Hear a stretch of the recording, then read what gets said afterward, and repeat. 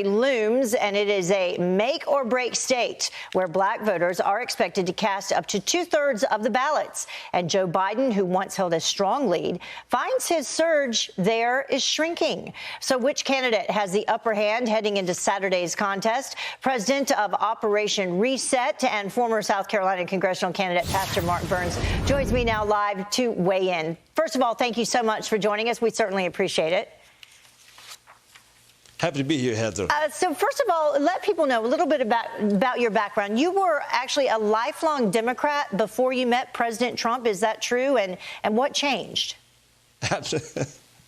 Well, you know, again, I was a lifelong Democrat. It's very public. I voted for President Obama twice.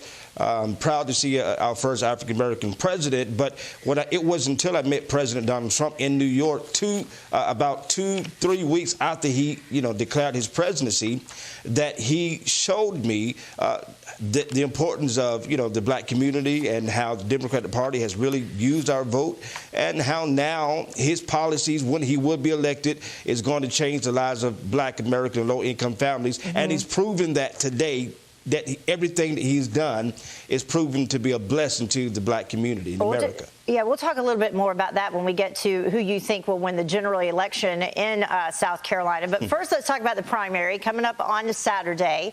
And we can take a look at this poll, and you would be able to answer whether or not you think this is true. Amongst the candidates right now, the Democratic candidates, who understands the needs and problems of black voters a lot was the question here. And Biden coming in at 57%, Steyer 48%, and Sanders 41%. So this is a make-or-break state for Biden.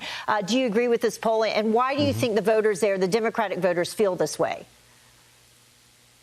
Well, I agree with this polling. I mean, again, you got to understand, black Americans are extremely loyal to President Obama.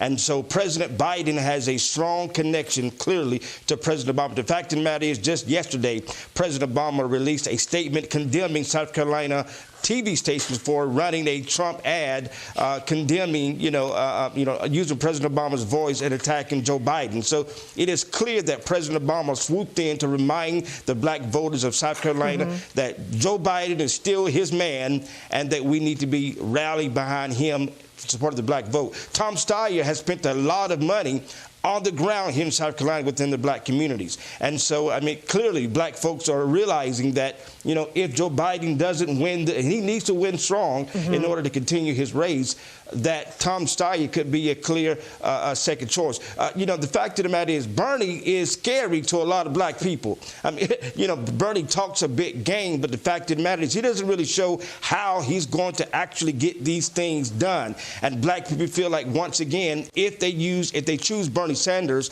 they get in all these promises but get let down like they always have in the past, which is why Donald Trump is surging with black votes in America, because he is proving that he is actually doing what he said he's going to do. And let's get into that then. In terms of the general election, who would voters in South Carolina support in the general election with President Trump on the ticket? Who would the Democrat? Let me word that a different way. The Democratic choices. Who would have the best choice running up against President Trump in South Carolina? And as we talk about that, let's talk about what happened in 2016, where we had Hillary Clinton, coming in at 89% and President Trump at 8%. Do you think that it's possible it would be that lopsided this time around? Well, what I do know is this. The fact of the matter is, if Joe Biden is the nominee, black voters are going to vote, especially black South Carolina voters, they're going to vote for Joe Biden, okay? They wouldn't vote for Pete Buttigieg. The fact of the matter is, this is the Deep South, this is the Bible Belt, and many black Americans are questioning, and we don't talk about it, but the fact is, his sexual orientation is a big challenge for many black leaders in the Southern Belt. Again, if Joe Biden's the nominee, black voters are going to vote for Joe Biden. But the fact of the matter is, President Trump is surging without crazy numbers within the black community. The fact is, black households' income have increased 2.6% in 2018. That's the highest level in 20 years. Black poverty rate has hit a new record low at 20.8% in 2018. That means, Heather, over 350,000 black Americans are now no longer living in poverty. poverty under President Trump. Even the failing New York Times just admitted that black workers are now finally seeing a significant wage in gains. We're going to talk a little bit more about the New York Times and some issues they're having with President Trump right now coming up.